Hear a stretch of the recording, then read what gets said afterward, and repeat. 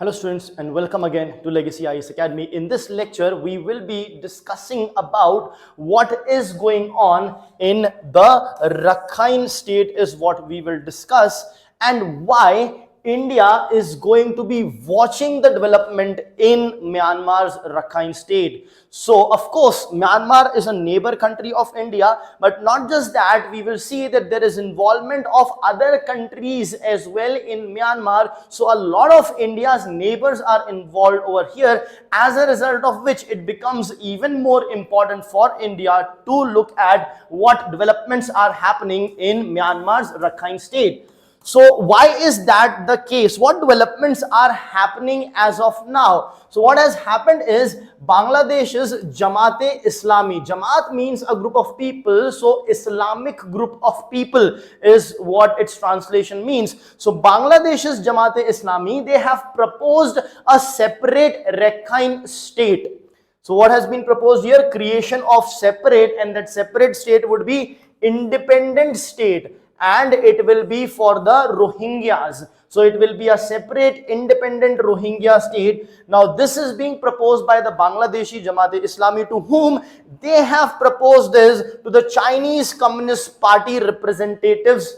And where have they proposed it? They have proposed it in Dhaka. So that means in Bangladesh there is a religious group, that is Jamaat-e-Islami, who has proposed a separate state in Myanmar, and it has been proposed to Chinese Communist Party representative. That means Bangladesh is involved, China is involved, Myanmar is involved, as a result of which, of course, India has to keep a watch what developments are happening over here. Now, what is the background of this news, in the sense that what led to this proposal from Jamaat-e-Islami, and why are we talking about a Rakhine state? What is going on here? So to understand that, we'll have to go back not too much in history, but in the last 7-8 years, what has happened is there have been over 1 million Rohingya Muslims that have fled Myanmar's Rakhine state, and they have fled to Bangladesh. Now, in fact, in 2016, UPSC asked a question on Rohingya Muslims.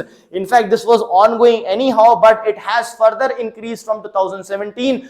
A lot of exodus has happened. In fact, India was also dealing with this issue of the incoming of the Rohingya Muslims to India. Why? Because Myanmar and India share porous border, so they were going to Bangladesh as well as coming to India. So what Indian government did at that time is, we told Bangladesh that we will give you some money and goods, let's say some food, etc., all those things, but you take care of the Rohingya Muslims. Now, why is that the case? Of course, because the migration, such huge influx of people in the country creates a lot of issue. It is not just the issue of the food or the jobs and this and that, not just commercial, but it can pose security threat also on the nation, as a result of which that decision was made. Now, what has happened is, of course, India is manning its border amazingly well. In fact, we are now in the process of closing the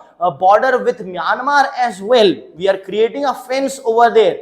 So what has happened is, these Rohingya Muslims majorly went to Bangladesh. Why? Because of the ethnic violence and the military crackdown that was happening. So as it stands, over 1 million have gone from Myanmar to Bangladesh.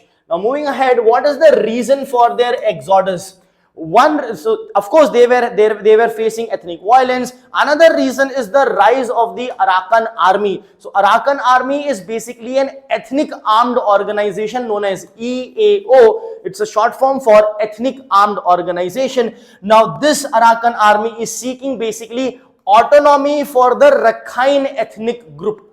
So this is their symbol. They are seeking autonomy for the Rakhine ethnic group, and along with TNLA and MDAA, they have launched Operation 1027. Now, what is 1027? On 27th October is what they have taken a pledge for a separate state. Now, over 80% of Rakhine reportedly is presently under control of the Arakan army, as a result of which the Rohingya Muslims are fleeing from Myanmar to Bangladesh.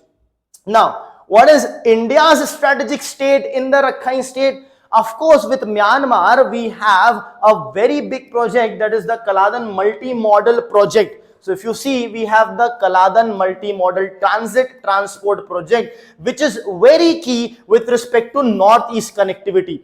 Recently, Bangladesh had also stated, the chief advisor to the interim Bangladesh government has stated that it is Bangladesh that is the natural friend of China. India is not, because Indian northeast states are landlocked, is what was said. So what does this Kaladan multi-modal project does is, which includes the Sitwe port in the Rakhine state. So this is the Rakhine state. Here you have the Sitwe port as well, and this entire that you can see is the Kaladan multi-modal project. So what happens? There is road transport. Sitwe port is there in Rakhine state, and from there, this is the sea route of 539 kilometers, and it goes back to through roadways to Kolkata, thus connecting Myanmar with India by bypassing the entire Bangladesh. So we do not need the import or export going through Bangladesh. We can avoid Bangladesh with the help of this multi-modal project, as a result of which it plays a very important role, as it specifically bypasses Bangladesh over here. Now further, the rising conflict in the Rakhine, it poses a threat to the continuity of the project. If there is violence, if there is ethnic violence, if there is conflict, it will pose threat on the security of the project, of course. And it's not just the project, the people working. So Indians will also be working over there. So it will pose security threats to the people as well, including Indians. Now Arakan army has an ambiguous stance towards the Rohingya, with respect to the peace in the Rakhine state. So we have a lot of uncertainty moving ahead, and India's logistics corridor might face disruption because of this. Absolutely, that's how it is. Now, what is the strategic competition that India has over here? So the competition here for India is China. In fact, if you look at throughout the world, if you look at the African countries, again, India's competitor is China. Here also India's competitor is China. You look at Sri Lanka, you look at anywhere else, and anyone who wants to, let's say bring India down, it will take side of China. Bangladesh cannot do anything on its own against India, so is again asking for China's friendship. So that is what happens, right?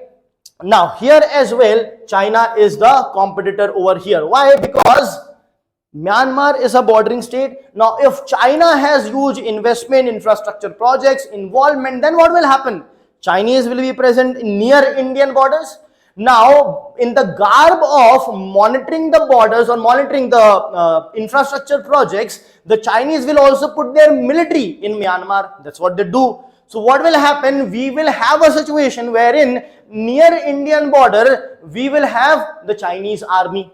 Right? So that is an issue. The same was the case with respect to Bangladesh, same was the case with respect to Sri Lanka. Now same is the case. Now it's not to say that Chinese are not already there, they are, but the influence, if it increases, it will be even more. So Chinese influence in Myanmar, in Bangladesh and other border regions will be a concern. Now both nations have projects in Rakhine leading to quiet competition. India also has projects, China also has projects over there. Right. Now, this independent state that was proposed, experts say that it is highly improbable, basically almost impossible. So, improbable. Why it's improbable? Because there is no support for any such thing from the Arakan army or from the Myanmar Janta. Now, the Rakhine state is in Myanmar, but who has proposed it? The independent state is being proposed by the Jamaat-e-Islami of Bangladesh, which is not a part of Myanmar, of course.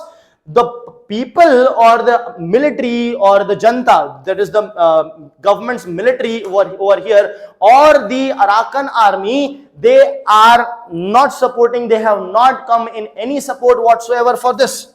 ASEAN and other global actors, they also oppose the border changes. They don't want this to happen. It will lead to further instability. Imagine creating a separate independent state within a country will of course be problematic, and potential to destabilize China's infrastructure and India's corridor. So not just India's corridor, but China's projects will also be hindered over here. However, this request has been raised with China, so that may give China a leverage or an attraction point, because Chinese involvement then will be massive. So then China can mold it according to themselves. So that might urge China to be a part to it. Now, what way forward does India have over here? The very first thing is we have to have pragmatic engagement. What is pragmatic? Pragmatic engagement is, with respect to the changing scenario, changing situation, our stance should keep on evolving with time and situation. That is what is pragmatic. So we cannot take a side and stay. We should rather be pragmatic in our approach.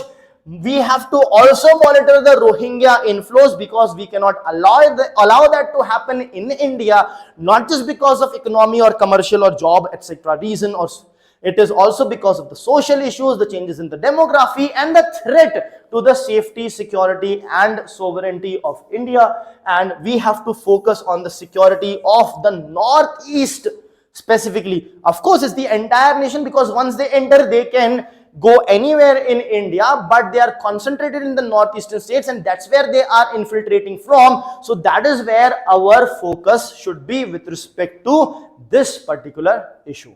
Thank you.